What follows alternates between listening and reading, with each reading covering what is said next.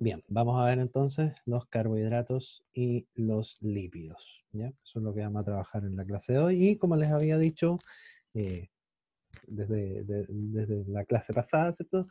Dudas, consultas o cuando hagamos las respuestas, ¿cierto? Ya sea vía chat o bien vía eh, micrófono, ¿cierto? Siendo la vía micrófono la preferida por mí, pero bueno, independiente ahí si pueden o no, vía chat, ¿ya? Vamos a tratar ahí de ver cómo lo hacemos. Entonces, hoy vamos a hablar de los carbohidratos y los lípidos, ¿ya? Eso es lo que vamos a trabajar en nuestra clase de hoy. ¿Mm? Bien. Eh, Así como a modo de resumen de la clase anterior, ¿cierto? Lo que hablamos básicamente fueron de los niveles de organización y también, perdón, y también de las distintas reacciones químicas o conceptos, ¿cierto? Químicos que existían para unir o separar moléculas, ¿cierto? O también conceptos químicos como lo que era el anabolismo y el catabolismo, ¿cierto? Que eran conceptos súper importantes. Anabolismo era de síntesis, catabolismo de ruptura, ¿cierto? Y los distintos, ¿cuánto se llama? Eh, eh, Enlaces químicos, ¿cierto? Que se podían formar cuando uno condensaba, cuando uno hidrolizaba, en fin. Eh, Eso era principalmente lo que vimos la semana pasada, junto con lo que es, se me olvidó, la parte de, no es de biomoléculas, me olvidó, de niveles de organización, ¿sí? De niveles de organización, ¿cierto? Desde el átomo hasta la biosfera, ¿cierto? ¿Qué era esto, cierto? Desde el átomo, ¿cierto? Las moléculas, las macromoléculas, los organelos, las células, los tejidos, los órganos, los aparatos, organismos, población, comunidad, ecosistema, bioma y finalmente la biosfera, ¿cierto? Que eran los niveles de organización. Y yo les dije que cada uno de estos además tenía propiedades, ¿cierto? Propiedades específicas, que era lo que nosotros llamamos propiedades emergentes. Cada uno de estos tiene sus propias propiedades emergentes, ¿cierto? Que son características que nacen específicamente en cada uno de los niveles. Por ejemplo, como les decía yo, a nivel de célula aparece la vida y eso es su propiedad emergente. ¿Me explican? Esa es la gracia, ¿cierto? De esto. ¿Mm? Bueno, la clase de hoy cumple los siguientes objetivos, vale decir, principalmente conocer los bioelementos y las distintas biomoléculas, reconocer la importancia del carbono, ¿ya? Que es como una biomolécula principal, que en realidad un átomo que forma las biomoléculas orgánicas principal, y comprender finalmente la función, la estructura y la función de los carbohidratos y los lípidos, ¿ya? Fíjense que esto aparece en la PSU de no hace muchos años, apareció la PSU del 2018, ¿cierto? Dice, el siguiente esquema representa la disposición que adopta un tipo de molécula orgánica en el agua. Con respecto al esquema, ¿cuál de las siguientes moléculas adopta esta misma disposición en un ambiente acuoso? Y, ¿cierto? Nos aparecen, ¿cierto? Distintas, eh, en este caso son todos lípidos, ¿cierto? Pero uno de ellos tiene que adoptar esta forma. Bueno, esto es lo que vamos a trabajar el día de hoy, probablemente no lo sepan. Eh, es lo que vamos a trabajar el día de hoy para que finalmente, al final de esta clase, ¿cierto? Tratemos de responder bien esta pregunta. ¿Alguien tal vez sabe o se quisiera aventurar, por así decirlo, a responder cuál podría ser la respuesta correcta? Da lo mismo en este caso, entre comillas, cuál es. No vamos a juzgar, ¿cierto? Por si está buena o está mala. Eh, Solamente es para saber. Ya alguien, Macarena dice, ya, vamos a dejarla, ¿cierto? Ahí como antecedente, ¿cierto? Bien. Vamos a hablar entonces de hartas cosas hoy día. Vamos a hablar de los bioelementos, las biomoléculas y dos biomoléculas importantes que vamos a ver hoy, que son los carbohidratos y los lípidos. La próxima semana veremos las proteínas y los ácidos nucleicos. ¿Ya? Bien. Primero que nada, tenemos que partir por lo más básico, ¿cierto? Que son los bioelementos. ¿Qué son los bioelementos? Los bioelementos se entienden como, cual, como aquellos átomos que forman parte de la materia viva. ¿Ya? Esos son los bioelementos, aquellos átomos átomos de la tabla periódica, ¿cierto? Que forman parte de la materia viva. O sea, las cosas que están vivas, estamos formados por esos bioelementos, el conjunto de esos bioelementos. Y los bioelementos se pueden clasificar en tres, ¿ya? Los bioelementos primarios, los bioelementos secundarios y los oligoelementos, o también llamados elementos traza, ¿ya? Bioelementos traza. Esta agrupación, primera gran cosa que tiene que saber, es que no está hecha en base a la importancia, sino que está hecha en base al porcentaje presente en la materia viva. Porque uno podría pensar, claro, pues los bioelementos primarios hay mucho más que secundarios y mucho más que oligoelementos, entonces los bioelementos primarios son los más importantes. No, no es así, ¿ya? Todos son importantes, todos. El punto simplemente que está aquí o que está representado en esta tablita es simplemente la cantidad relativa que existe dentro de la materia viva. Entonces los bioelementos primarios, si ustedes se fijan, son los que más hay, prácticamente la totalidad de la materia viva está formada, ¿cierto?, solamente por bioelementos primarios. Y los bioelementos primarios, para que, ¿cuánto se llama?, nos acordemos, ¿cierto?, y no se nos olvide, los biólogos, ¿cierto?, anotamos, ¿cierto?, esta frase, que yo creo que ustedes la saben, pero para que no se nos olvide, ¿cierto?, que es el famoso CHOMPS, ¿sí?, el CHOMPS, que es básicamente, ¿cierto?, agrupación de todos los elementos que son primarios o que forman gran parte de la materia viva, que son, por ejemplo, el carbono, el hidrógeno, el oxígeno, el nitrógeno, el fósforo y el azufre. A esta altura de su vida usted ya se las tiene que saber, porque tiene que saberse las letras de los elementos, ¿no? Entonces, claramente, ¿cierto? Vamos a ir rápido en ese sentido. Entonces, son los que forman básicamente la mayoría del porcentaje de la materia viva, ¿ya? Esto es el CHOMPS, ¿ya? Para que no se nos olvide. Los elementos secundarios forman significativamente menos cantidad de la materia viva en porcentaje, pero no por eso son menos importantes o podrían uno así como despreciarlos, no, para nada. También son importantes y aquí están principalmente el calcio, el sodio, el potasio, el cloro, el yodo, el magnesio y el fierro, ¿cierto? Como principales bioelementos secundarios. Y oligoelementos o elementos traza que están formando súper poquito de la materia viva, ¿cierto? Muy poquito porcentaje, pero no por eso no dejan de ser importantes, en donde hay estos y muchos más, ¿cierto? Como el cobre, el zinc, el manganeso, el cobalto, el molibdeno, el níquel, el silicio y muchos otros más, que finalmente también forman eh, parte, ¿cierto?, de la materia viva. En poco porcentaje, pero no por eso son menos importantes o uno podría, como les decía yo, despreciarlos, ¿cierto?, en el sentido de la importancia, ¿ya? Esta tablita podría uno tender a confundir. Bueno, algo bien importante que hay que tener clarito es que sí hay uno que destaca por los demás. O sea, de todos estos, ¿sí?, de todos, hay un elemento que destaca por los demás. O sea, ahí yo te puedo creer que es verdaderamente el más importante, ¿ya? Y ese más importante en realidad es el carbono, ¿ya? Es el carbono. De todos estos es el más importante. ¿Y por qué es el carbono? Porque el carbono, ¿cierto?, forma la mayor parte de las moléculas que componen los organismos vivos. O sea, forma básicamente las biomoléculas. Y las biomoléculas todas, las que vamos a ver hoy y la próxima semana, todos tienen como fuente eh, principal de su formación el carbono. Ahora, uno podría preguntarse, ya, bacán, el carbono, ¿cierto? Porque, bien, pero ¿por qué el carbono? O sea, ¿cuál es la gracia que tiene el carbono que no tiene, por ejemplo, el hidrógeno, el oxígeno, el cobalto? ¿Por qué el carbono? Bueno, porque el amigo carbono tiene algunas características que lo hacen súper interesante.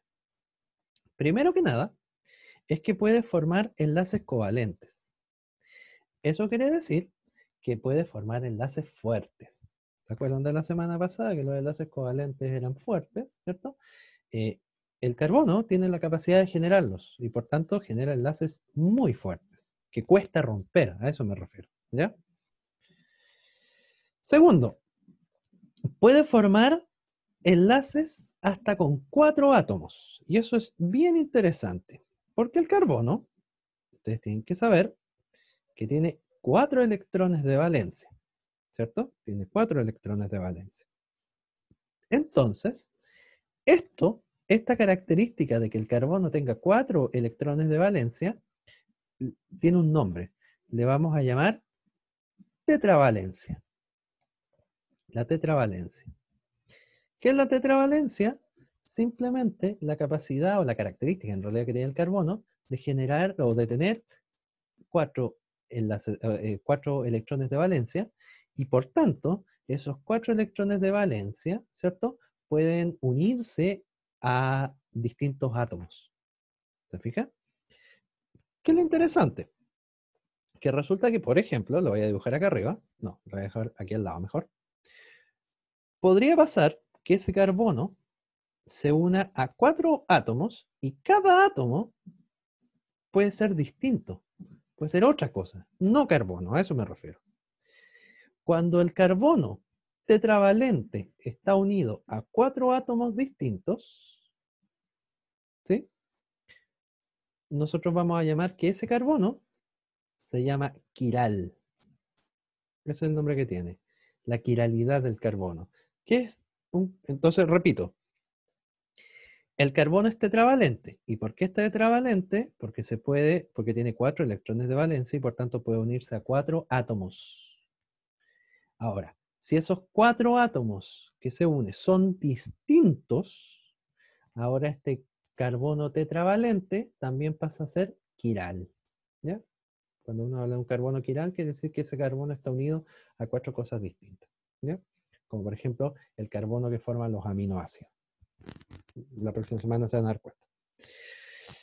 Bien, entonces también, eso es otra característica interesante, ¿cierto?, del carbono, que no cualquier otro átomo lo hace, sino que solamente el carbono lo puede hacer. También tiene la característica de formar enlaces simples, dobles o triples, y eso es bien interesante, porque ese carbono, ¿cierto?, se puede unir de manera doble, o se puede unir de manera triple, ¿cierto?, y también puede hacer, o bien de manera sencilla, ¿cierto? Entonces, esa versatilidad en los enlaces, simples, dobles o triples, es bien interesante, y más encima son covalentes. Y otra cosa interesante también es que puede formar largas cadenas carbonadas. ¿A qué se refiere? A que yo puedo tener este carbono y unirlo a otro, a otro, a otro, a otro, y así millones y millones de más, y se forma una larga cadena que es estable, químicamente estable. Por ejemplo, si yo tuviera, no sé, si yo uniera el nitrógeno, por ejemplo, y hiciera lo mismo, nitrógeno, nitrógeno, nitrógeno, no sé, iría aquí en el cuarto y ya la molécula ya se desarmó. No, no es capaz de mantenerse estable. En cambio, cuando uno une carbono, uno puede ponerle carbono, miles y millones de carbono y la cadena sigue estando estable. Y eso es básicamente por los enlaces covalentes que tiene. ¿Ya? Entonces, por eso es que el carbono, ¿cierto?, destaca por los demás, porque tiene estas características, ¿cierto?, que lo hacen único, que lo hacen eh, especial, ¿cierto?, que lo hacen un átomo especial. ¿Alguna duda hasta ahí? ¿No?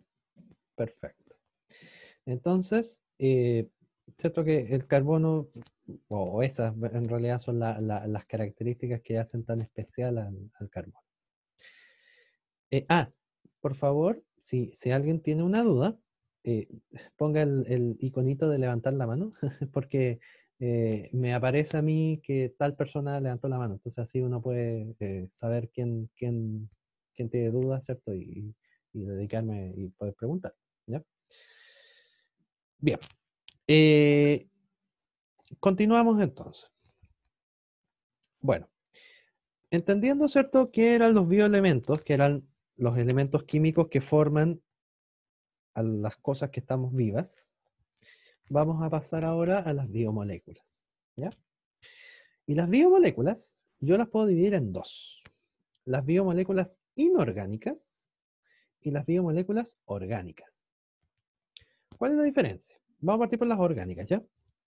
Las biomoléculas orgánicas son aquellas que en su estructura, en su esqueleto, ¿cierto?, contienen carbono e hidrógeno, y aquí por favor agréguele juntos. Tienen que compartir carbono e hidrógeno juntos. ¿Ya? Vamos acá. Biomoléculas inorgánicas. Dice, moléculas que no presentan carbono en su estructura. ¿Ya? Pero acá yo le quiero agregar algo, porque yo sé que te puedes confundir más adelante, pero ahora con esta cosa que te voy a agregar, a lo mejor no, eso puede evitarse. En realidad, las biomoléculas inorgánicas son moléculas que no presentan en su esqueleto carbono e hidrógeno juntos. O sea, son moléculas que no tienen carbono e hidrógeno juntos en su estructura. Eso es una biomolécula inorgánica. Una biomolécula que no tiene carbono e hidrógeno juntos en su estructura. Y una biomolécula orgánica es la que sí los tiene presentes de manera junta. ¿Quiénes son las biomoléculas inorgánicas? Son tres: las sales minerales, el agua y los gases. Y aquí después se van a dar cuenta por qué es tan importante esta definición que les dije, este pequeño detalle que les dije. Denme un ratito y ahí se van a dar cuenta. Bueno, vamos a partir por las sales minerales. Las sales minerales, que pueden ser el sodio, el potasio, el calcio, el fierro, ¿cierto?, tienen muchas funciones súper importantes dentro de la naturaleza, ¿ya? Y son funciones principales de las sales minerales, fíjate, por ejemplo, la contracción muscular. La contracción muscular de todos tus músculos del cuerpo se debe al calcio.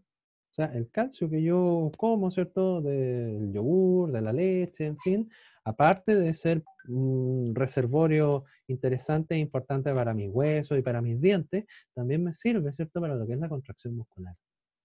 También me sirve, por ejemplo, para lo que es el impulso eléctrico en las neuronas. También el calcio está muy metido ahí. Por lo tanto, claramente tiene una importancia vital.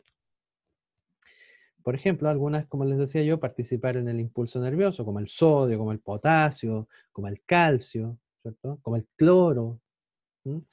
Entonces, ¿qué es lo que interesa? Lo que interesa es que, si ustedes se fijan, todo lo que nosotros podemos hacer, escribir, pensar, hablar, escuchar, entender, todos esos procesos cognitivos finalmente se están dando por impulsos nerviosos que están pasando dentro de mi cerebro. Y eso es gracias básicamente al sodio y al potasio y otros tantos más. Algunos, por ejemplo, participar en la regulación de la presión sanguínea, o sea, cuánta presión en mi sangre tiene que haber, como por ejemplo, ¿cierto?, el sodio. El sodio es súper interesante y súper importante en la regulación de la presión. Por eso los abuelitos que tienen hipertensión, ¿cierto?, les dicen no comas sal. ¿Por qué? Porque la sal, ¿cierto?, tiene sodio, entonces les eleva la presión sanguínea. Por ejemplo, mira, algo tan interesante como el transporte de oxígeno. El transporte de oxígeno que ocurre dentro de los glóbulos rojos, específicamente en una proteína que se llama hemoglobina. Esa hemoglobina en realidad puede transportar oxígeno gracias a que en su interior tiene una molécula de fierro. Y el oxígeno y el dióxido de carbono en realidad se pegan aquí, al fierro. Por tanto, claramente el fierro tiene una función fundamental dentro de lo que es el transporte de gases, de estos gases que vamos a hablar después. E incluso podemos salirnos de los humanos e irnos, por ejemplo, a las plantas o organismos fotosintéticos y nos damos cuenta de que, por ejemplo, la clorofila, que es el pigmento, ¿cierto?, fundamental para poder generar fotosíntesis, tiene magnesio en su interior. Y ese magnesio es fundamental para que llegue la luz. Entonces, claramente, también es una función, ¿cierto?, sumamente interesante e importante, de que no es necesariamente pensando en los humanos, sino que también saliendo de este mundo humano y yéndonos, por ejemplo, a las plantas. ¿Mm? Todos los organismos vivos necesitan sales minerales, y aquí queda claro que eso es así. Bien, pasamos entonces al agua. El agua, bueno, el agua en realidad es una de las cosas más interesantes y más raras que hay en la Tierra, ¿ya? Y usted, pero ¿cómo? Si agua, el agua es como de todos lados. Y uno en realidad, claro, uno como asume como que el agua, ¿cierto?, está en todos lados y es como que uno no le toma el peso a lo que es. Pero yo les voy a hacer una sola pregunta y ahí ustedes se van a dar cuenta de que en realidad sí es algo extraña el agua. Díganme, ¿qué otra cosa a temperatura ambiente, salvo el agua, evidentemente, está en estado acuoso a temperatura ambiente? ¿Cierto? Parece que no hay, ¿cierto? Como que o es todo sólido o es gas, claro, bien digo, o es sólido o es gaseoso, pero nada está en este estado intermedio a temperatura ambiente. Claro, yo puedo derretir un fierro, ¿cierto? Y se va a hacer agua, o sea, se va a hacer líquido igual, pero yo te estoy diciendo a temperatura ambiente. Y a temperatura ambiente parece ser que lo único que hay líquido es el agua. Y eso ya lo hace interesante, ¿cierto? Lo hace raro, ¿cierto? Lo hace una molécula media extraña. Y, y es así. Primero que nada, porque tiene una gran capacidad disolvente. Malamente dicho, y hoy día se van a dar cuenta por qué, el solvente universal, ¿cierto? Todo el mundo, a lo mejor los profes les han dicho, no, es que el agua es el solvente universal. No es el solvente universal. ¿Por qué? Porque si fuera el solvente universal, quiere decir que disuelve todo, si es universal. Pero el agua no disuelve todo. Disuelve la gran mayoría de las cosas. Pero hay cosas que no se disuelven con el agua. Y hoy vamos a ver cosas que no se disuelven con el agua. Por ejemplo, los lípidos. Los lípidos no se disuelven con el agua. Y ahí tiene una diferencia. Hay algunos carbohidratos que no se disuelven con el agua. ¿Te fijas? Entonces, ojo con ese solvente universal, ¿cierto? Porque en realidad tan universal no es, ¿ya? Tiene también, pero sí podemos decir, disculpe, una gran capacidad. Sí, eso yo no lo niego, que es una gran capacidad porque sí disuelve muchas cosas, pero no todo, ¿ya? Tiene también una alta tensión superficial. ¿Qué es la tensión superficial?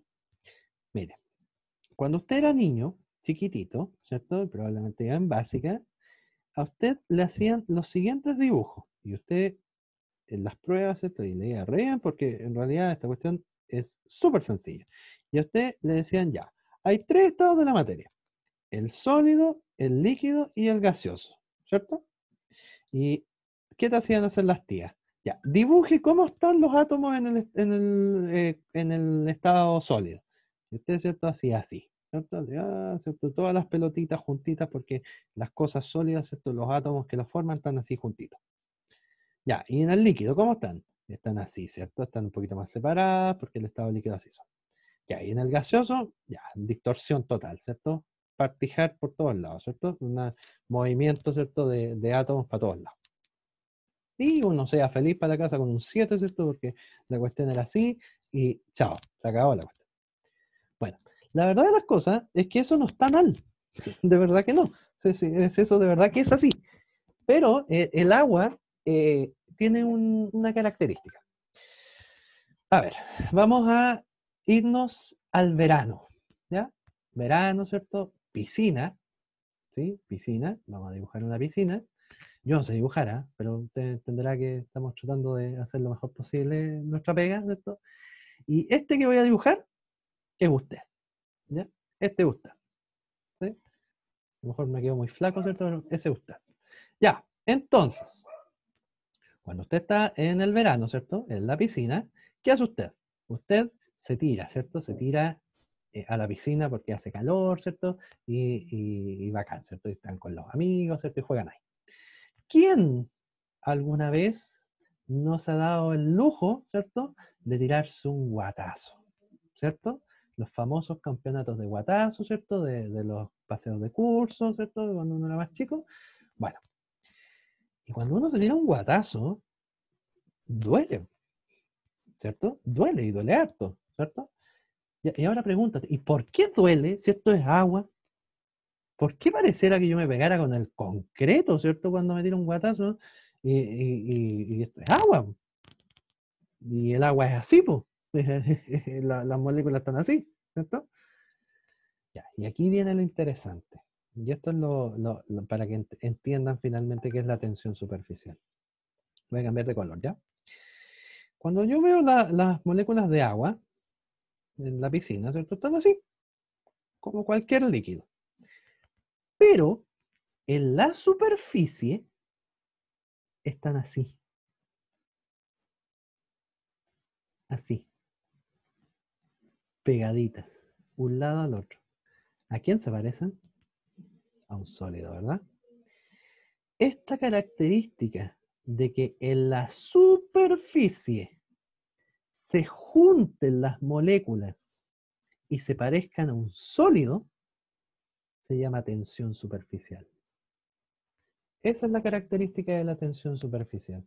Esa es la característica que se genera, ¿cierto?, en el agua, que, claro, abajo, ¿cierto?, las moléculas andan como cualquier líquido, pero en la superficie estas moléculas se juntan y se tienden a juntar tan juntitas como un sólido. Entonces, cuando usted se tira el guatazo, en realidad lo que está rompiendo aquí es la tensión superficial. O sea, es todas estas moléculas de agua juntas y tan juntas, ¿cierto? Como un sólido. Claro, usted pasa para abajo, ¿cierto? Porque finalmente estas moléculas están unidas por enlaces débiles. Entonces, con su cuerpo, ¿cierto? Y la masa de usted, logra romper, ¿cierto? Los enlaces y usted pasa hacia abajo. Y no hay problema. Pero eh, esa es la razón, la tensión superficial, que son estas agrupaciones, ¿cierto?, de las moléculas de agua muy juntitas en la superficie. Hay algunos insectos que ocupan la tensión superficial, no sé si alguna vez los han visto, que se paran y pareciera como que se pararan en el agua. Y efectivamente, pues, se paran en el agua porque aprovechan, ¿cierto?, la tensión superficial, porque como tienen bajo peso, ¿cierto?, son capaces de pararse sobre las moléculas de agua y no pasar hacia abajo. ¿Ya? Bien. Otra característica que tiene el agua es la capilaridad. ¿Ya? La capilaridad. ¿Qué es la capilaridad? La capilaridad es la característica que tienen las moléculas de agua de moverse en contra de la gravedad. Ejemplo, verano, juguito, ¿cierto? Bueno, caipiriña, lo que sea, pero que tenga agua, ¿cierto? Y usted pone una bombilla. ¿Se ha dado cuenta? O bebida, lo que sea, ¿cierto? ¿Se ha dado cuenta que cuando usted pone la bombilla, no ha soplado absolutamente nada, sino que usted pone la bombilla y el agua se sale por la bombilla y usted no ha soplado, no, ninguna cosa? ¿Quién sopló? Nadie. No ha soplado nadie. Eso que pasó fue capilaridad. ¿Qué sucedió? Que cuando usted puso, ¿cierto?, la bombilla, las moléculas de agua son capaces de subir por la bombilla en contra de la gravedad, por capilaridad. Entonces, ¿qué es lo que pasa? Las moléculas de agua, como están unidas unas con otras, se mueven así como un trencito. Así. Se mueve una tras otra, una tras otra, una tras otra, hasta, bueno, en este caso, por la bombilla, ¿cierto?, hasta caerse.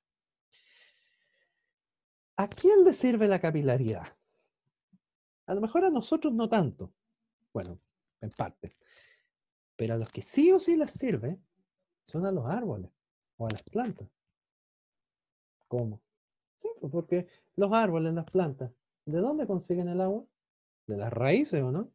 Y eso están en el suelo. Y tienen que llegar hasta la última hoja, que está a hartos metros para arriba. ¿Cómo subió el agua desde la raíz hasta la última hoja de allá arriba? Bueno, por capilaridad. ¿Se fijan?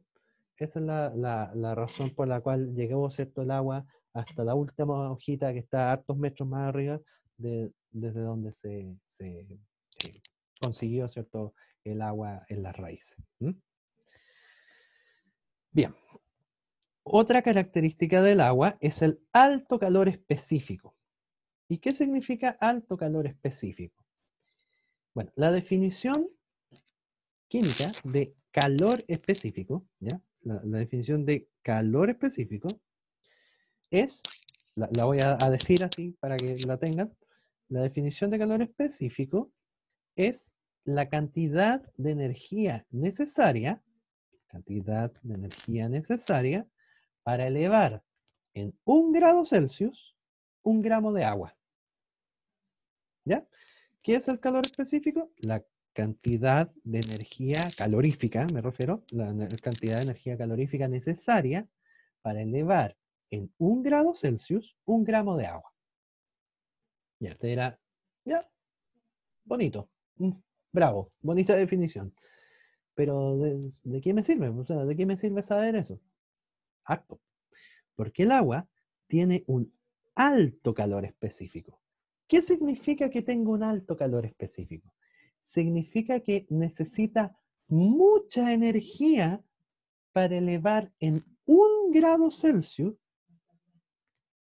el agua, el contenido de agua. Necesita mucha energía para poder elevar su temperatura. Ejemplo súper común. Todos en sus casas. A esta hora, ¿cierto? Cuando se van a poner a tomar once, ¿cierto? ¿Qué ponen? La tetera, ponen el hervidor, ¿cierto? Si el agua no tuviera un alto calor específico, usted pondría la tetera, prendería la cocina y se calentaría al tiro y bulliría al tiro. ¿Pasa eso? No, ¿verdad? ¿Cuánto rato tiene que estar el agua ahí hirviendo, hasta que en un momento, ¿cierto? Pasado bastantes minutos, el agua, ¿cierto? Alcanza su temperatura final, ¿cierto? Y termina, ¿cierto? Por ebullir y cambiar de estado. Eso se debe al alto calor específico. Esa es la razón por la cual cuando usted mira un hervidor y se da cuenta de por qué los hervidores gastan tanta luz, por eso, porque necesitan mucha energía para poder elevar la temperatura del agua. Por eso gastan tanta corriente. ¿Se fija? Entonces, está todo relacionado, ¿no? Entonces, esa es la razón, ¿ya? Y bueno, en nuestro cuerpo, por ejemplo, el alto calor específico del agua nos ayuda a que nuestra temperatura corporal se mantenga estable. Como nosotros tenemos tanta agua dentro de nuestro cuerpo, la temperatura de nuestro cuerpo se mantiene relativamente estable. ¿Cuánto es la temperatura de nuestro cuerpo? 37 grados. Y se mantiene así, siempre. Salvo cuando uno se enferma, por ejemplo, y se le genera una infección, ¿cierto? Y se genera fiebre. Pero cuando se genera fiebre, ¿cuántos grados sube la temperatura? 1, 2, no sube 50, ni 80, que podría ser si uno no tuviera agua. Entonces, el agua, te fijas, nos mantiene ese equilibrio, nos mantiene que las variaciones de temperatura de nuestro cuerpo no sean tan abruptas. Por ejemplo, no sé, pues si uno no tuviera agua, pucha, uno saldría de la casa al sol y se moriría, porque subiría la temperatura de mi cuerpo a 70, 80, 90 grados Celsius y nadie lo controlaría. ¿Te fijas?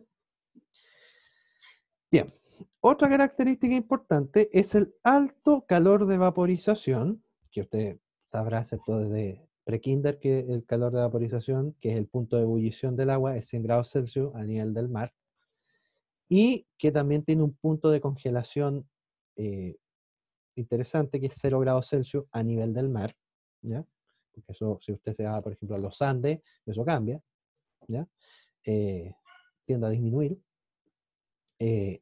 Una densidad máxima que se da a los 4 grados Celsius y para efectos PSU, a lo mejor no en biología, pero sí en física, la densidad del agua vale 1, ¿ya? Porque como usted no ocupa calculadora en la PSU, ¿cierto? Para simplificarle los cálculos, la densidad del agua vale 1, ¿ya? Y también tiene una gran capacidad de disociación, y cuando digo capacidad de disociación, me estoy refiriendo básicamente a lo mismo que el punto 1, ¿cierto? Que era esta gran capacidad de disolver cosas. Entonces, desde ahora en adelante, el agua ya no es más el agua ordinaria, ¿cierto? Sino que el agua tiene una cosa bien interesante detrás, que uno tendría como que tomarla en cuenta, ¿cierto? Y más respeto con el agua porque es interesante, ¿cierto? Bien. De los gases, vamos a hablar de los dos principales, que son el oxígeno y el CO2. O sea, no vamos a hablar de ellos, pero así como tanto, pero me interesa, ¿cierto? Que usted sepa que el oxígeno finalmente es el combustible, ¿ya? Es la benzina que ocupan las células, yo abrevio células ya, para echarle a sus mitocondrias, ¿sí? A estos organelos celulares que se llaman mitocondrias, para generar energía, para generar ATP. Entonces, el oxígeno es esta benzina, ¿cierto? Que ocupan las células que le echan a las mitocondrias para poder generar energía, ATP. Y el CO2 es el desecho que generan las mitocondrias por la generación de energía. O sea, cuando las mitocondrias consumen el oxígeno, generan energía, ese consumo de oxígeno también genera un desecho. Y ese desecho es el CO2. Ahora me preguntan la siguiente. Y fíjense, ¿por qué puse el CO2 como inorgánico si tiene carbono? Ah, ¿cierto? Y ahí ya entramos en problemas. Pero mira la definición, pues. ¿Qué no tiene que tener? Juntos, carbono e hidrógeno. ¿Y qué hay aquí? Puro carbono, falta el hidrógeno. Entonces, como no está el carbono y el hidrógeno juntos, entonces esto es inorgánico. ¿Te fijas? Por eso era importante esta definición que les hice al principio. Porque si ustedes no la manejan, no va a faltar el pajarón que se va a equivocar, ¿cierto? Y va a poner al CO2 en lo orgánico, ¿cierto? Porque tiene carbono. Sí, pues, pero resulta que le falta el hidrógeno. ¿Se fija? Entonces, por eso es importante el hecho eh, de esta definición que dimos en delante. ¿Ya? Y bueno, las biomoléculas orgánicas, afortunadamente no son tantas, son solamente 4, que son, y esto se los tiene que saber, pero como el Padre Nuestro, así, de memoria: carbohidratos, lípidos, proteínas y ácidos nucleicos. Esas son carbohidratos, lípidos, proteínas y ácidos nucleicos. Y hoy, en nuestra clase de hoy, vamos a ver solamente los carbohidratos y los lípidos. ¿Ya? Pero esas son, ¿ya? Esas son las biomoléculas orgánicas. ¿Capichi? Esas son las distintas biomoléculas que existen, ya sean inorgánicas u orgánicas. Bien, vamos a practicar entonces. Ejercicio, dice, el agua se clasifica como una molécula inorgánica, puesto que en su estructura no presenta, respuesta correcta,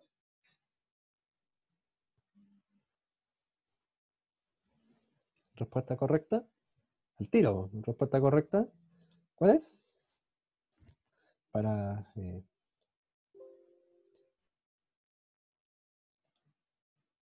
voy a salir, ¿cierto?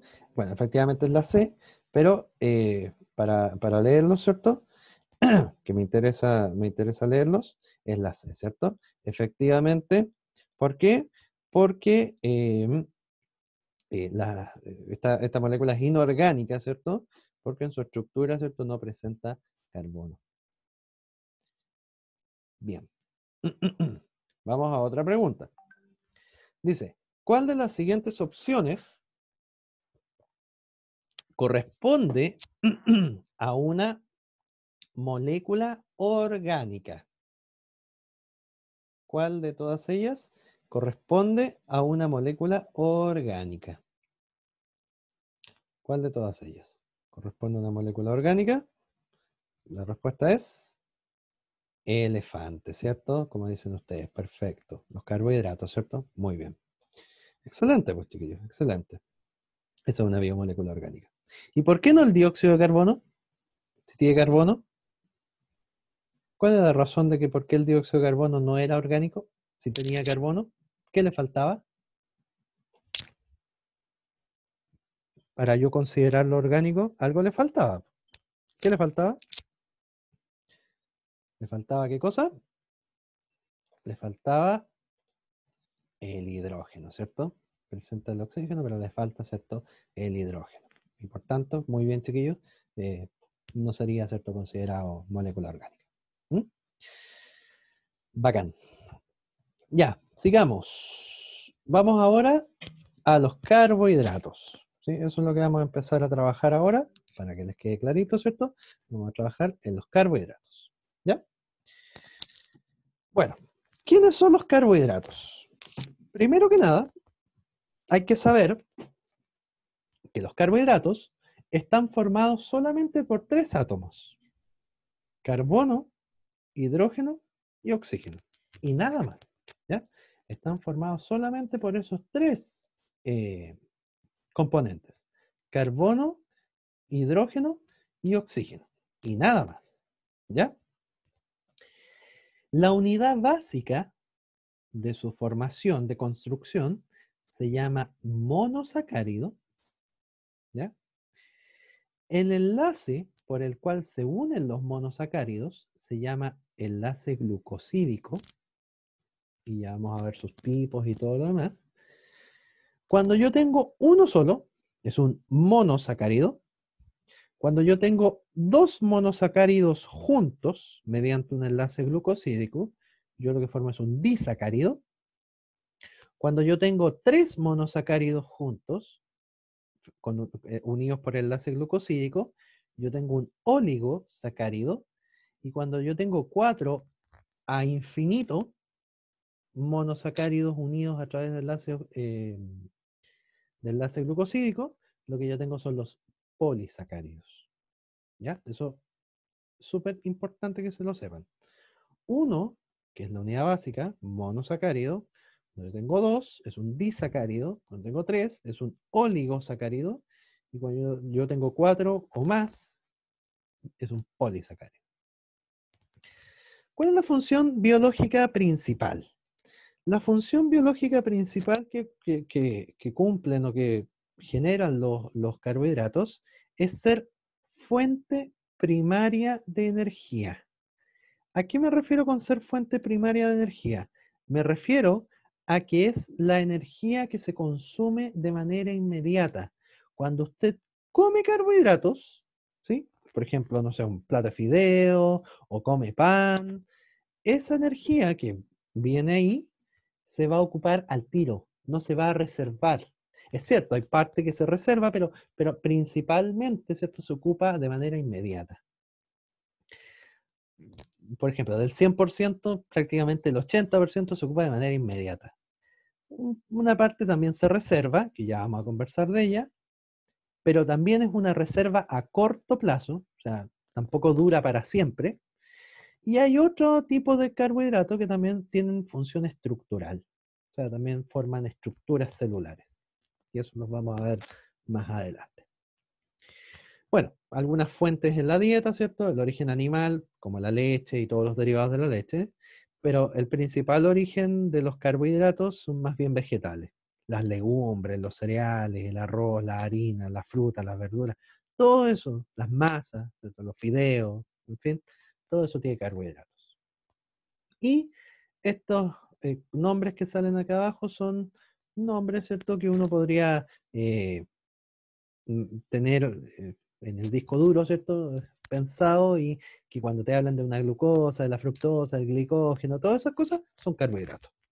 ¿Ya? Ahora, por ejemplo, la glucosa es un monosacárido, la fructosa es un disacárido, lo mismo que la maltosa, y el glicógeno, la celulosa es un polisacárido. Entonces todos son carbohidratos, pero son distintos en clasificación. ¿Se fija? Los vamos a ver en todo caso más adelante, ¿eh? Así que no se preocupe. Bien, entonces este cuadrito, ¿cierto?, se lo tienen que saber muy bien, ¿ya? para que no se les olvide. Ojo con eso.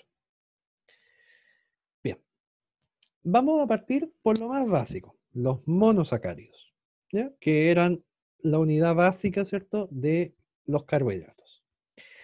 Monosacáridos hay de dos tipos, ¿ya? Hay dos tipos de monosacáridos, y solo dos, ¿eh? No hay más.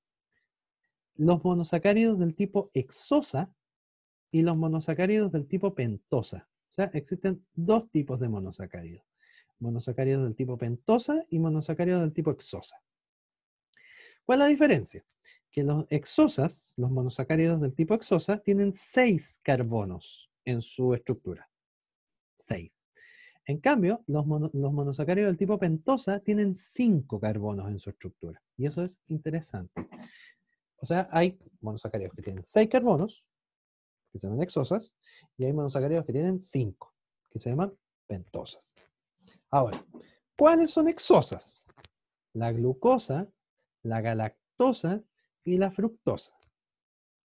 Y eso se los tiene que saber, por favor. Yo sé que es difícil de repente de aprenderse esos nombres, pero, pucha, hay que tratar, ¿cierto?, de mantenerlos recordándolos, ¿ya? Entonces, ¿cuáles tienen 6 carbonos? Monosacáridos de 6 carbonos. Bueno, la más fundamental, que es la glucosa, la galactosa y la fructosa. ¿Cuáles son? Monosacáridos de 5 carbonos, la ribosa y la desoxirribosa, que estos nombrecitos no se les vayan a olvidar, porque la próxima semana, cuando hablemos de los ácidos nucleicos, vamos a hablar de ellos, ¿ya? Porque estos monosacáridos forman algo bien interesante dentro de nuestro ADN y nuestro ARN, ¿ya? Entonces, no se les olvide, ¿ya? Bueno,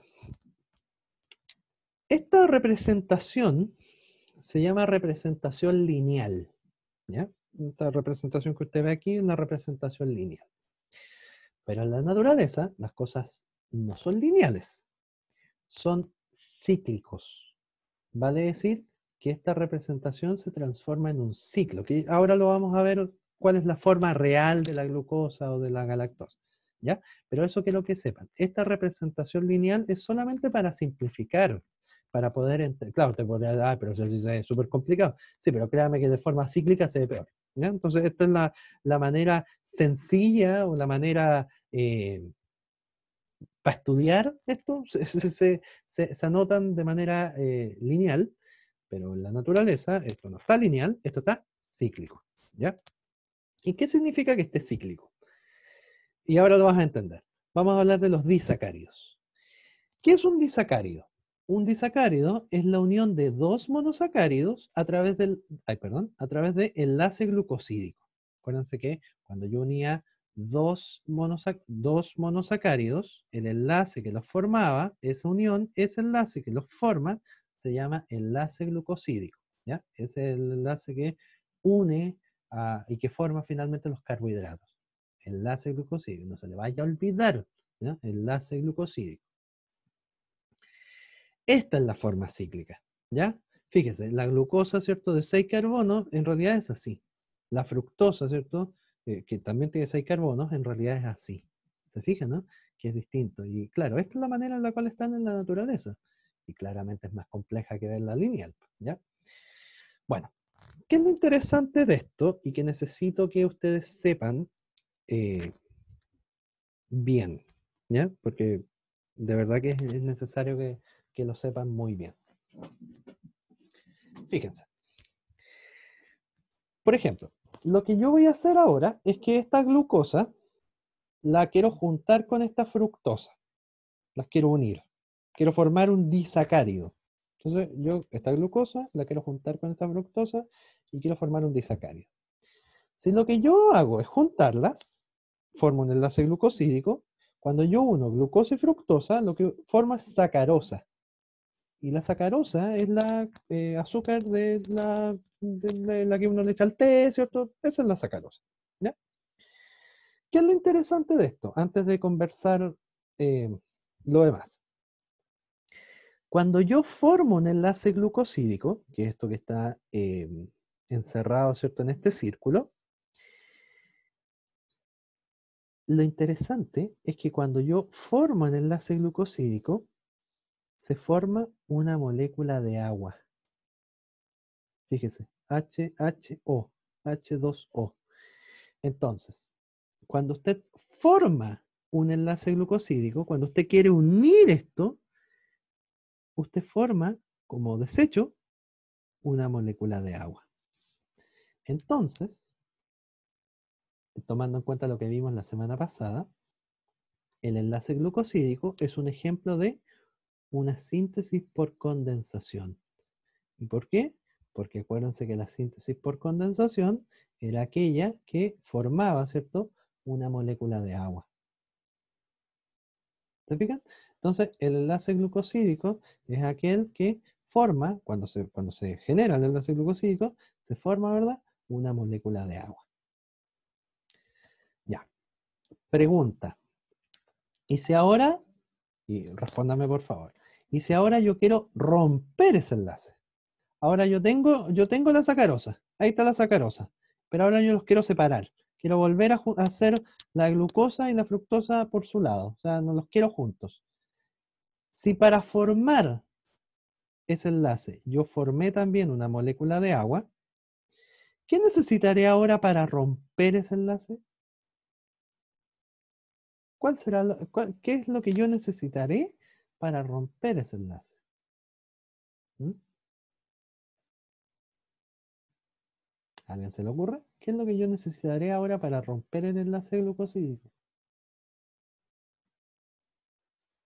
Mm, Bueno, y aunque la respuesta es bastante obvia, pero para que lo tengan claro, lo que yo necesito es agua. ¿Por qué? Porque cuando usted ahora agrega agua a este enlace se rompe. Entonces, cuando usted forma el enlace glucosídico, tenemos una pregunta aquí en el chat, vamos a verla al tiro. No, aquí. Es exactamente lo que se llama hidrólisis, ¿cierto?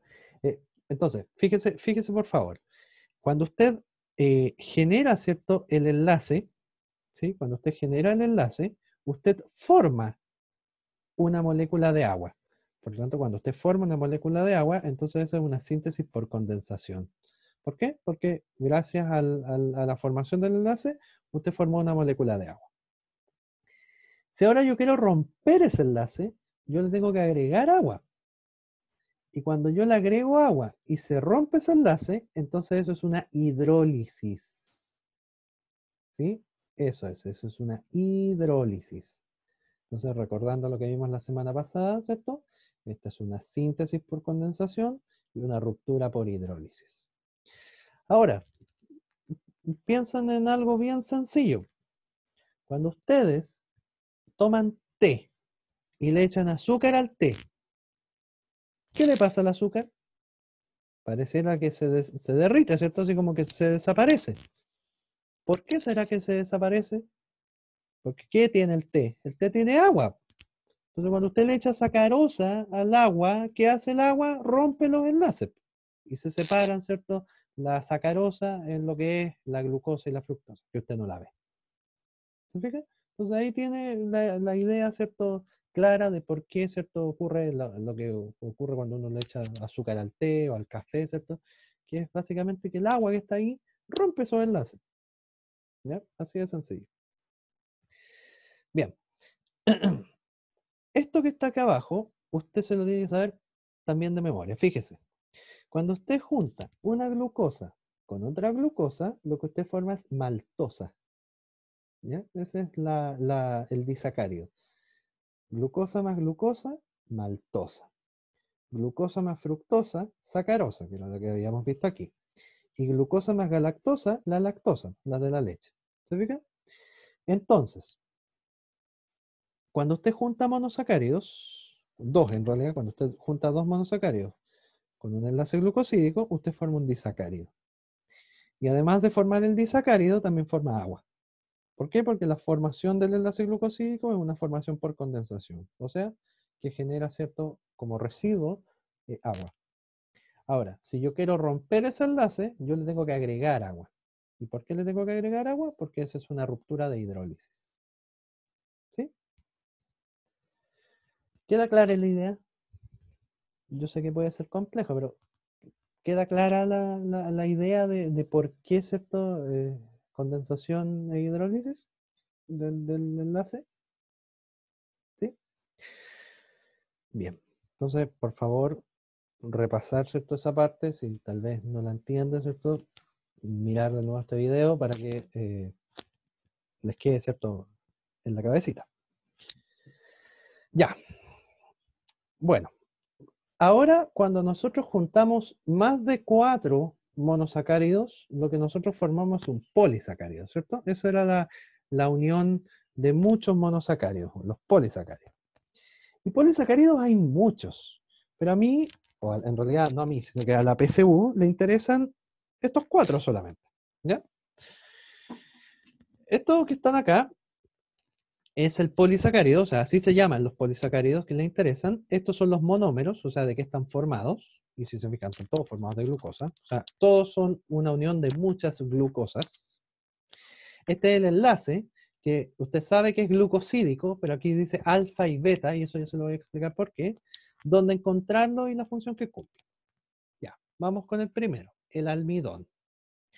El almidón es un conjunto de millones de glucosas unidos por enlace glucosídico alfa. ¿Ya? Entonces, el enlace glucosídico, ¿sí? El enlace glucosídico tiene dos tipos. El enlace glucosídico alfa y el enlace glucosídico beta. ¿Cuál es la diferencia? La fuerza. Hay uno que tiene más fuerza que otro, y ya lo vamos a ver. O uno es más fácil de romper, por así decirlo. El enlace alfa es más fácil de romper que el enlace beta. ¿Ya? El enlace alfa es más sencillo de romper. Cuesta menos energía romperlo. En cambio, el enlace beta es mucho más duro. ¿Ya? Y también tiene otra característica el enlace beta. Es insoluble en agua. El enlace beta es un enlace insoluble en agua. O sea, uno le puede echar agua y la cuestión no se diluye. No pasa lo que cuando le echo la sacarosa, ¿cierto? Al té. No, pues no pasa eso. ¿Por qué? Porque la sacarosa tiene enlace alfa. Entonces, cuando tú le agregas agua, se genera hidrólisis y se acaba el enlace glucosídico. Cuando uno tiene enlaces beta-glucosídicos, uno le puede echar 300 litros de agua y el enlace no se rompe. ¿Ya? Eso es algo bien interesante. Ya. El almidón. El almidón, ¿cierto? Está formado por millones de glucosa unidos mediante enlace alfa-glucosídico. Eso quiere decir que son solubles en agua, ¿sí? Entonces los enlaces alfa son solubles en agua, se rompen con el agua fácilmente. ¿Dónde lo podemos encontrar el almidón? El almidón, más allá del nombre que dice aquí, el almidón yo lo encuentro en los vegetales, ¿ya? Todos los vegetales, para la PSU, todos los vegetales tienen almidón, ¿ya? ¿Y por qué todos los vegetales tienen almidón? Porque la función del almidón en los vegetales es ser reserva energética. O sea, de esa manera, los vegetales, las plantitas, ¿cierto? Guardan su energía en forma de almidón. ¿Queda claro? Esa es la manera en la cual guardan, ¿cierto? La energía en forma de almidón. Por eso es reserva energética. Vamos a la celulosa. La celulosa también es un conjunto de glucosas, pero ahora unidos mediante enlace beta. ¿Qué significaba que era beta? Que era más fuerte y que era insoluble en agua. Y ahora lo van a entender más sencillo por qué. El enlace beta, perdón, la celulosa que está formada por el enlace beta, ¿dónde está la celulosa? La celulosa forma la pared celular de las células vegetales. ¿Se acuerdan que las células vegetales tienen pared, verdad? Entonces, bueno, si se acuerdan, ¿cierto? Las células vegetales tienen pared. Y esa pared está formada por celulosa. Por lo tanto, esa celulosa tiene más bien una función estructural. Y ahora todo tiene sentido, porque si las plantas, por ejemplo, pensemos en una planta del jardín, que tiene millones de células vegetales, y todas esas células vegetales tienen pared, ¿cierto? ¿Qué le hago yo a las plantas? Las riego. ¿Con qué? Con agua. ¿Sería lógico que si yo regara las plantas se me derritieran? No, ¿verdad? Entonces, porque no pasa, ¿cierto? ¿Y por qué no pasa? Porque la pared vegetal, ¿cierto?, está formada por enlaces beta. ¿Y cómo son los enlaces beta? Insolubles en agua. ¿Ya? Los enlaces beta no se disuelven con el agua, son insolubles. ¿Ya? Vamos al siguiente, el glucógeno. El glucógeno, que también son millones de glucosas juntas, también unidos por enlace alfa. ¿Dónde los voy a encontrar? Estos ya los voy a encontrar en mí, ¿cierto? En mis músculos y principalmente en el hígado. ¿Cuál es la función del glucógeno? El glucógeno tiene como función reserva energética. Entonces aquí podemos sacar una conclusión. El almidón es la reserva energética de los vegetales y el glucógeno es la reserva energética de los animales. ¿Sí? Ahí podemos sacar esa conclusión. El almidón es la reserva energética de los vegetales y el glucógeno, o glicógeno, que es el otro nombre que tiene, es la reserva energética, pero de los animales. Porque las plantas no tienen ni músculo ni hígado. Entonces, los animales, estos sí los tenemos, ¿cierto? Entonces, es nuestra reserva energética. Y por último, la quitina. La quitina también es un polisacárido formado de glucosa, pero por enlaces beta, o sea, duros e insolubles. Y lo que forma la quitina es la pared celular de los hongos, porque para tu información, los hongos también tienen pared celular, y eso lo vamos a ver cuando veamos células, ahí vamos a ver los tipos de pared celular que existen. La pared celular de los hongos está formada de este compuesto que se llama quitina, y otro lugar que también está formado de quitina es el exoesqueleto de los artrópodos. Por ejemplo, esto que se encuentra aquí, esto es un artrópodo, un insecto, ¿cierto? Eh, no sé si alguna vez han visto, ¿cierto?, los escarabajos, ¿cierto? O las chinitas, o cualquier insecto que usted pueda ver en el patio, ¿cierto? Si alguna vez se ha dado cuenta y los ha pisado, crujen, ¿verdad? ¿Cierto? Cuando usted los pisa. Eso que cruje, eso duro, es la quitina. O sea, imagínense lo duro que es para llegar y crujir. Y evidentemente tiene que tener enlace beta, porque es un enlace más fuerte y también es insoluble en agua. Si no, yo le echaría agua a los bichos y los bichos se derretirían, ¿por cierto? Y eso no pasa, ¿cierto? Se disolverían, porque eso no pasa. Por lo tanto, ya sabemos, ¿cierto?, que los enlaces beta son insolubles en agua. Y los enlaces alfa son solubles en agua y son más fáciles de romper. ¿Ya? Entonces ahí hay distintos tipos de carbohidratos, bueno, de polisacáridos, ¿cierto? Que usted los tiene que manejar, ¿cierto? Y más bien, ¿cierto? La quitina cumple una función estructural, ¿cierto? Porque forma la pared y el exoesqueleto de los artrópodos. Ya, vamos a la práctica. Dice, sustancia compuesta por repetición de glucosa que se encuentra en el exoesqueleto de los artrópodos. ¿Cuál era? Respuesta correcta. Vamos a darla. ¿Cuál es la respuesta correcta? Al tiro, así, de manera inmediata. La respuesta correcta es B, ¿cierto? La quitina. Correcto. Exactamente. Entonces, la gente que dijo opción B, correcto. Efectivamente es la quitina. Bueno, será muy fácil. Esta es un poquito más difícil. A ver si logramos contestarla bien. Dice, un investigador está tratando de identificar una macromolécula que aisló en un organismo pluricelular. Algunos de los resultados de su investigación se muestran en el siguiente cuadro. 1.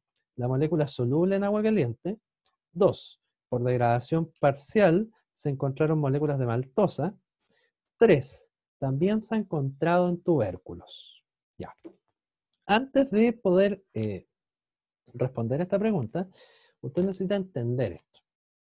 Primero, dice, un investigador está tratando de identificar una macromolécula que aisló de un organismo pluricelular, o sea que tiene muchas células, ¿cierto? Como nosotros, por ejemplo, o como una planta, ¿sí?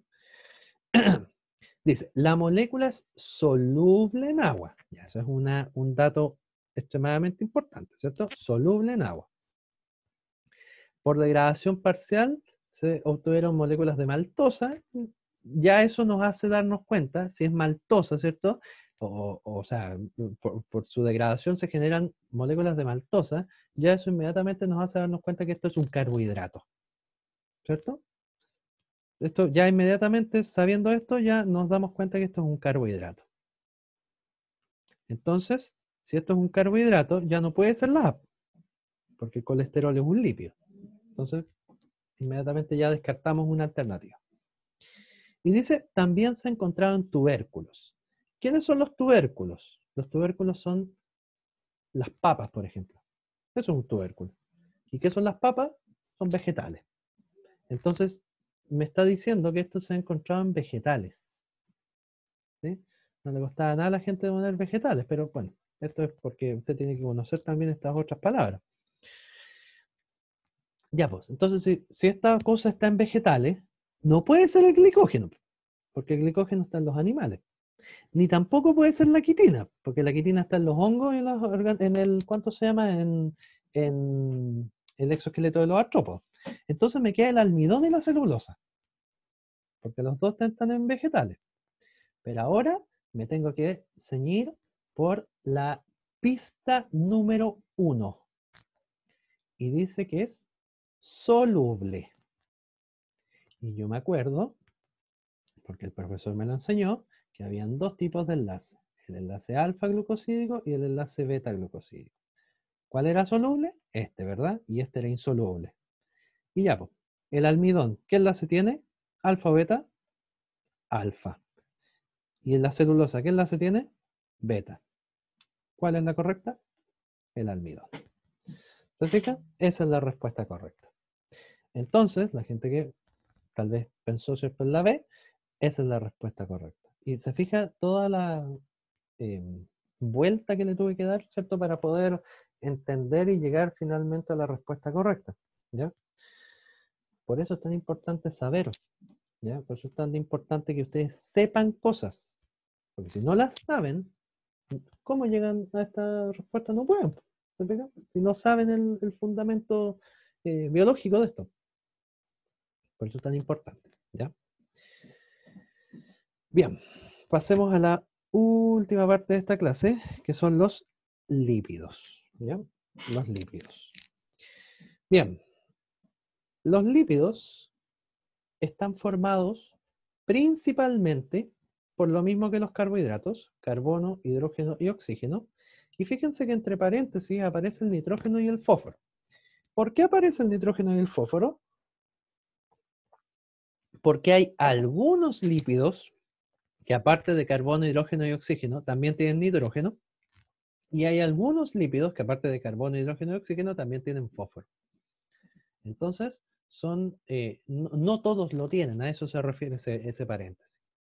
Pero lo que sí todos tienen es carbono, hidrógeno y oxígeno. Algunos con nitrógeno, más todo lo demás, o algunos con fósforo, más todo lo demás. La unidad básica de algunos lípidos se llaman ácidos grasos para un tipo de lípidos que se llaman saponificables, que ya vamos a hablar de ellos. El enlace que los une se llama enlace éster, así como en el caso anterior era el glucosídico, ahora es el éster, no se lo vaya a olvidar.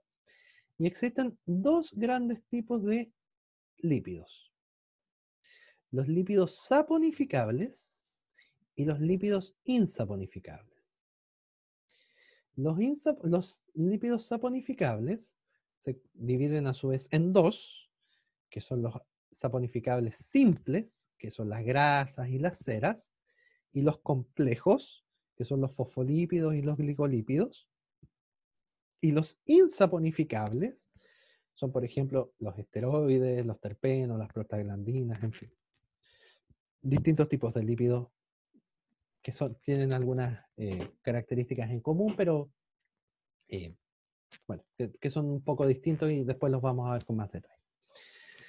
¿Cuál es la diferencia entre un lípido saponificable con uno insaponificable? La diferencia, bueno, ¿alguien sabe lo que es saponificar a todo esto? Bueno, en realidad es una palabra bien compleja, ¿cierto? Pero saponificar, ¿sí? El proceso de saponificar significa hacer jabón. Jabón, el jabón que uno ocupa para lavarse las manos, es el jabón. Entonces, en realidad esto es sencillo, o sea, los lípidos saponificables son los lípidos que a mí me sirven para hacer jabón, y los lípidos insaponificables son los que a mí no me sirven para hacer jabón. Esa es la definición así como práctica. Ahora, usted podría preguntar cómo, entonces el jabón ese que ocupo para lavarme las manos es de lípido. Sí, po, es de grasa, y es de grasa animal. ¿Ya? Cuando usted eh, el jabón es el de Sansí, ¿cierto? Esas pastillas grandotas que usted ocupa son de grasa, pues, de grasa de cerdo, de grasa de vacuno, con olor, a coco, a rosa, a guagua, lo que sea, ¿cierto? Que tiene un olor muy, muy bonito, pero son lípidos y son grasas, ¿sí? Por si acaso, para que sepa, ¿cierto? Con qué se está lavando las manos. Bueno, ¿cuál es la función biológica principal de los lípidos? La función principal de los lípidos es ser la fuente secundaria de energía, vale decir, la fuente de reserva de energía, ¿ya? Vale decir que los lípidos no se ocupan al tiro. O sea, cuando usted come un lípido, esa energía del lípido no se ocupa al tiro, se guarda, se almacena, ¿ya? Otra función importante es la función estructural, porque hay lípidos que forman estructuras muy importantes, como por ejemplo la membrana plasmática de las células, que está formada de fosfolípidos. Otra función es ser aislante. La otra función es ser reserva, como les digo yo, pero a largo plazo, porque esas se guardan y quedan ahí por mucho tiempo, y si no, mírese, ¿cierto? Como cualquiera de nosotros, ¿cierto? Nuestras reservas energéticas que están en nuestra guatita, ¿cierto? ¿Cuánto cuesta que se vayan, ¿cierto? Porque están ahí guardadas por mucho tiempo. Y también una función hormonal, ¿sí? También algunos lípidos cumplen funciones hormonales. Fuentes. La origen animal, básicamente la manteca, que es grasa, grasa de animal, pero el origen vegetal es mucho más abundante. Por ejemplo, la palta, los frutos secos, todos los aceites, las maravillas, el maní, las nueces, todo eso tiene un montón de lípidos, ¿ya? Un montón de aceites. Y esto que sale acá abajo, el colesterol, el ácido palmítico, el linoleico, en fin, son sinónimos, ¿cierto? Que vamos a empezar a ocupar cuando hablemos de los lípidos como tal, ¿ya? Bien, sigamos entonces. Vamos a partir por los lípidos más sencillos, ¿sí? Que son los ácidos grasos, que eran la estructura fundamental de los lípidos saponificables. ¿Qué son los ácidos grasos? Son la molécula básica que compone a muchos lípidos. Ya sabemos que muchos lípidos son lípidos saponificables, ¿sí? Los lípidos saponificables. Y están formadas por una larga cadena carbonada asociada a un grupo que se llama grupo carboxilo. ¿Cuál es la función principal? Ser fuente de energía. Entonces, ¿qué es? Y aquí nosotros encontramos dos tipos de ácidos grasos. Los ácidos grasos saturados y los ácidos grasos insaturados. Y esto de repente aparece en la tele, ¿cierto? Que no consuma, ¿cierto? Ácidos grasos saturados porque hacen mal, prefieren las grasas insaturadas. Pero, ¿qué es esto? ¿Cierto? Porque uno se las puede saber de memoria,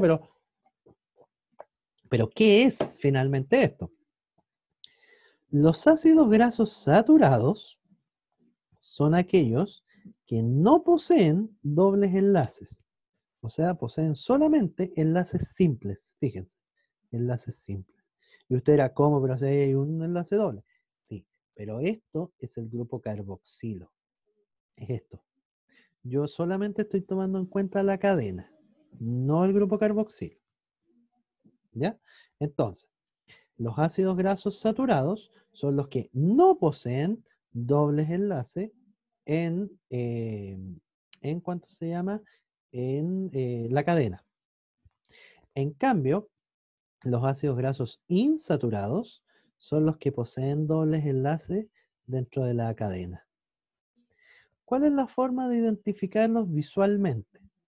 Los ácidos grasos saturados son rectos. Fíjese, son rectos, son una cadena recta. En cambio, los ácidos grasos insaturados tienden a doblarse. Y el lugar donde se doblan es el lugar donde está la insaturación, es el lugar donde está el doble enlace. ¿Se fija? El doble enlace también uno le llama insaturación. Por eso se llaman insaturados. ¿Ya? Entonces, el lugar donde está el doble enlace es el lugar donde está la insaturación. ¿Y cómo lo identifico? Porque ese lugar la cadena se curva. ¿Se fijan? Se dobla. Entonces, ya sabemos que las grasas saturadas, ¿cierto? Son las papas fritas, ¿cierto? Y todas las cosas muy ricas, ¿cierto? Las frituras principalmente tienen grasas saturadas.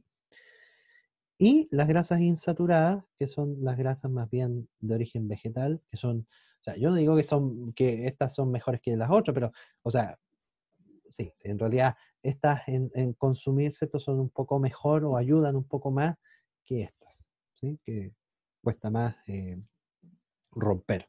¿Ya?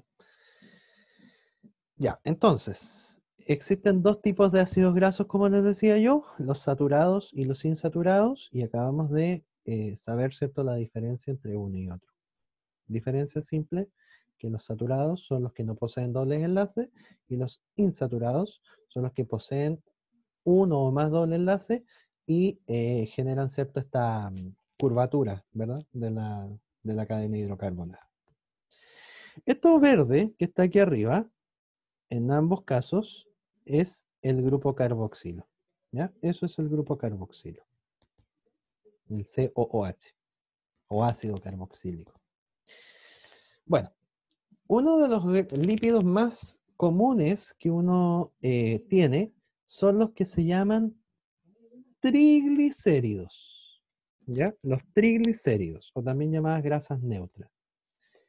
Los triglicéridos están formados por un alcohol que se llama glicerol, son glicéridos, ¿sí?, de glicerol, y 3 ácidos grasos. O sea, si usted junta glicerol más 3 ácidos grasos, lo que usted tiene es un triglicérido. Triglicérido. El enlace de unión entre el glicerol y los 3 ácidos grasos es el enlace éster. ¿Ya? Entonces, la unión entre el glicerol y los 3 ácidos grasos es mediante el enlace éster. Entonces, fíjese, a usted ahí tiene el glicerol, aquí tiene los ácidos grasos. Cuando usted junta este glicerol con 3 ácidos grasos y aquí los une mediante el enlace éster, lo que usted tiene es un triglicérido. Ahora, ¿cuál es la función de un triglicérido? ¿Para qué sirven los triglicéridos? Los triglicéridos sirven, bueno, y ahí cierto, hay un monito bien tierno, que en realidad nos ayuda a poder entender lo que hacen los triglicéridos. Los triglicéridos son el famoso tejido adiposo, son la grasa que uno tiene, ¿ya? ¿Cuál es la gracia de esta grasa? Que son una reserva energética. Son los lípidos que se acumulan, ¿cierto? Y se acumulan con la función de ser una reserva energética. Y también son muy buenos aislantes térmicos, ¿ya? Son muy buenos aislantes térmicos. Por eso pongo a estos ositos, porque ustedes entenderán que donde viven estos ositos polares hace mucho frío. Entonces, como hace mucho frío, estos ositos polares tienen que comer un montón de grasa para tener, ¿cierto? Y servir como primero como reserva energética y segundo, como un aislante térmico para no morirse de frío. Claro, nosotros, ¿cierto? que ocupamos ropa y todo lo demás, en realidad no necesitamos, ¿cierto? Estos lípidos perdón, como aislante térmico, pero sí como reserva energética, ¿ya? Ahora, evidentemente cuando esto se acumula mucho, ¿cierto? Se forma demasiada grasa y uno sube de peso y bueno, eso ya pasa a ser más de la estética que uno puede tener, pero esa es la función estos lípidos triglicéridos, ¿cierto? Cumplen, ¿ya? Formar el tejido adiposo, ser aislantes térmicos y también tener una función de reserva energética. Bueno, existe otro tipo de lípido que es súper importante, que se llaman fosfolípidos, ¿ya? Y los fosfolípidos están formados por dos ácidos grasos unidos a un glicerol y a un grupo fosfato. Por eso son fosfolípidos, ¿ya? Usted tiene el grupo fosfato, el glicerol y dos ácidos grasos. Generalmente un ácido graso es saturado y generalmente el otro es insaturado, aunque hay excepciones en que los dos son saturados, pero generalmente son así. ¿Cuál es la función de los fosfolípidos? La función es básicamente estructural. ¿Cuál es la función? Ser parte de las membranas biológicas, formar las membranas biológicas. La membrana de la célula está hecha de fosfolípidos. Entonces, un conjunto de millones y millones de fosfolípidos me van a formar, ¿cierto? La membrana celular que uno conoce, ¿cierto?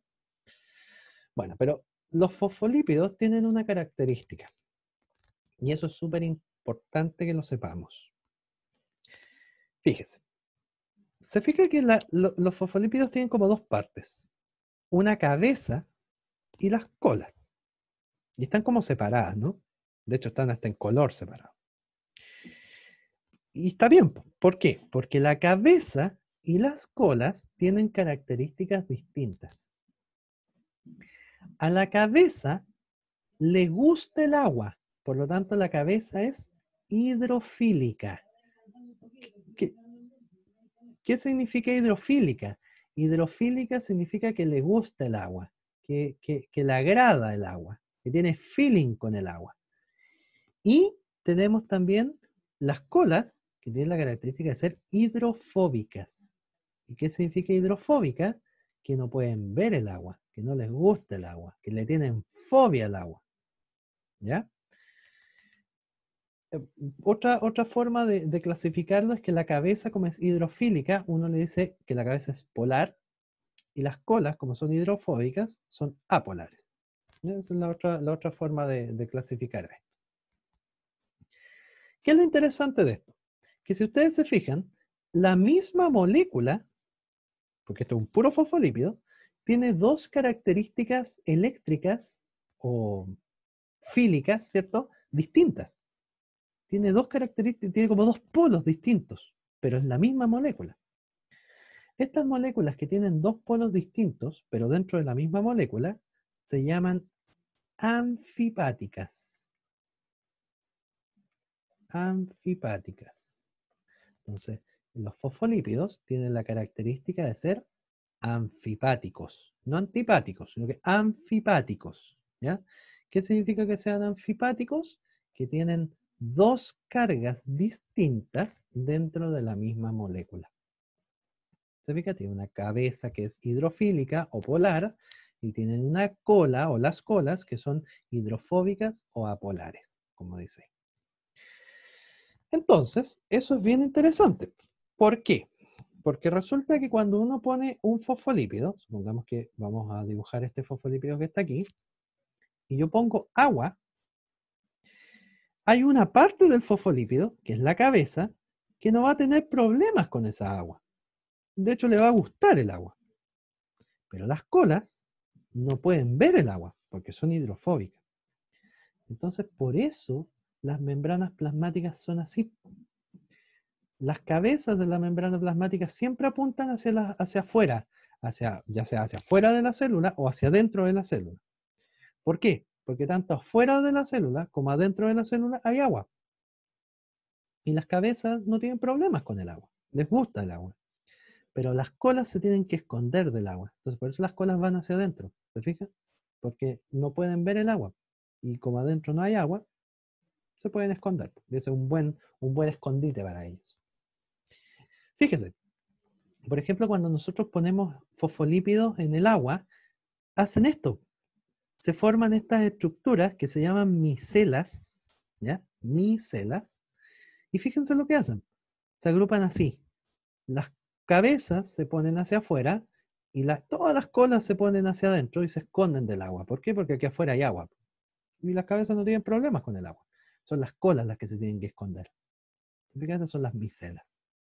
Y otras estructuras ya más complejas como los liposomas, en fin. Pero a mí me interesan, ¿cierto? Estas, ¿cierto? Que son bien interesantes. No sé si alguna vez cuando la mamá le hace sopa, y uno mira la sopa, y la sopa, no sé si se han dado cuenta, como que trae burbujitas, así como burbujitas del aceite que uno le echa. Esas burbujitas en realidad son micelas. Son el aceite, ¿cierto? Que las colas de estos fosfolípidos están hacia adentro y las cabezas, ¿cierto? Están hacia el lado de la sopa, o sea, hacia el lado donde hay agua. ¿Se fijan? Las colas se están escondiendo porque no les gusta el agua, no la pueden ver. Bien. Bien. Por último, vamos a ver a los esteroides, ¿sí? Que estos esteroides los vamos a nombrar o van a ser los lípidos insaponificables, ¿sí? Insaponificables. O van a ser un ejemplo de lípido insaponificable. Fíjese, primero que nada, usted tiene que saber que los lípidos insaponificables están hechos de otra cosa, no están hechos de ácidos grasos, están hechos de otras cosas. Y una de las cosas que los forman son esta estructura que está aquí, que su nombre es extremadamente complejo, pero se lo tiene que aprender, que es el ciclopentano perhidrofenaltreno. ¿Ya? Los lípidos insaponificables están hechos principalmente de esta molécula, ¿cierto? Que es el ciclopentano perhidrofenaltreno. ¿Y cuál es el ciclopentano perhidrofenaltreno? Esta unión entre 4 anillos de carbono. Esta unión, esta que voy a marcar, ¿cierto? Con mi lápiz, ese es el famoso ciclopentano perhidrofenaltreno. ¿Ya? Un tipo de esteroide muy común es el colesterol. ¿Ya? El colesterol es un esteroide. ¿Y por qué es tan importante el colesterol? Porque el colesterol forma hartas cosas. Primero, es el precursor, o sea, el que forma las hormonas sexuales y las hormonas suprarrenales. O sea, es el que me va a formar a mí todas las hormonas sexuales, como la testosterona, como la progesterona, como el estrógeno, y también me va a formar las hormonas de la corteza suprarrenal, como por ejemplo la aldosterona, el cortisol o los andrógenos. ¿Ya? Entonces, es el precursor de las hormonas sexuales y de las hormonas de la glándula suprarrenal. Y también este colesterol en las células animales, y por favor subrayar eso, en las células animales se pone también en la membrana. Fíjense, en la membrana de las células también se posiciona este colesterol. ¿Cuál es la gracia de que el colesterol se posicione en las membranas? Lo que hace el colesterol en las membranas es aumentar la rigidez. O sea, hacer que esta membrana sea más rígida, más dura. ¿Ya? Aumentar la rigidez de la membrana. Esa es la función del colesterol dentro de las membranas biológicas. ¿Ya? Aumentar la rigidez. ¿Sí? Bien. Creo que estamos. Ya. Vamos a responder las últimas preguntas y terminamos. Dice, las prostaglandinas corresponden a un tipo de lípido con función hormonal local. Los ácidos grasos que le dan origen se pueden encontrar. Ya. Fíjese.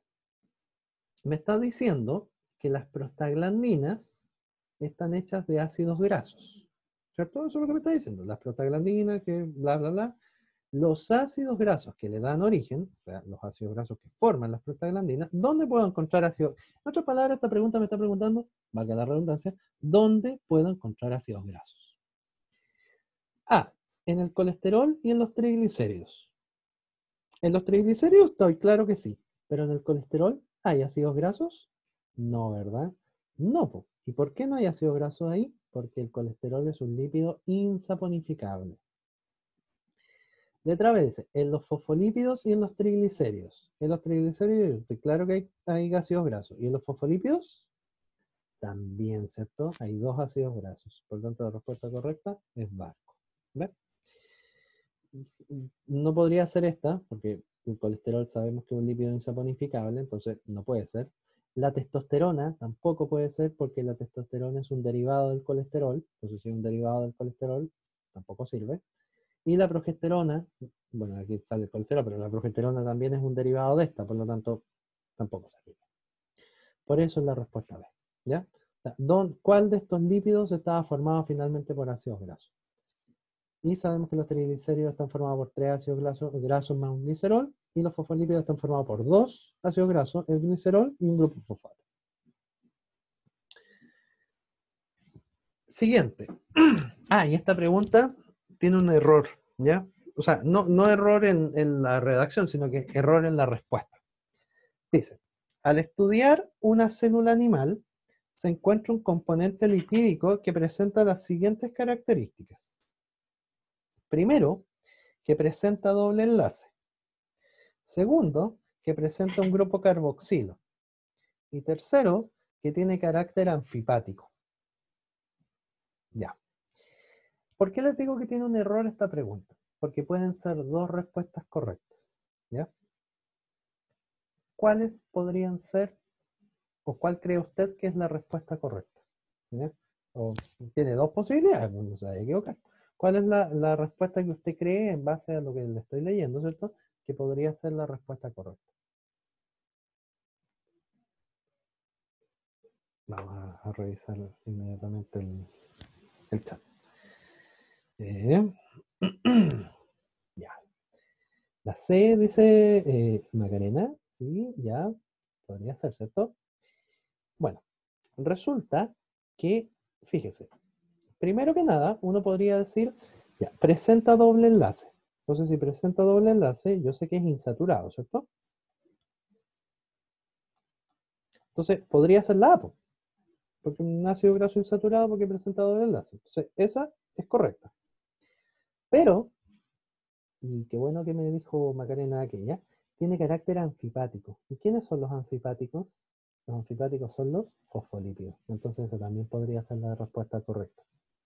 Y también caería en que los fosfolípidos también presentan un doble enlace, o sea, un ácido graso con un doble enlace. Por lo tanto, también podría ser perfectamente esta respuesta. Por eso esta respuesta tiene por eso esta pregunta, disculpe, tiene dos respuestas correctas, la A y la C. En este caso habla de la A, pero también puede ser la C, ¿ya? Por si acaso. Bueno, esa no la vamos a contestar, pero sí vamos a contestar la primera pregunta que partimos, ¿cierto? Nuestra clase, que es una pregunta PSU. Dice, el esquema representa la disposición que adopta un tipo de molécula orgánica en el agua. Con respecto al esquema, ¿cuál de las siguientes moléculas adopta esta misma disposición en un ambiente acuoso? O sea, ¿qué molécula es esta que se dispone así cuando aquí afuera hay agua? ¿Cuál es la respuesta correcta, según ustedes? Voy a sortir el chat. Ay, disculpen.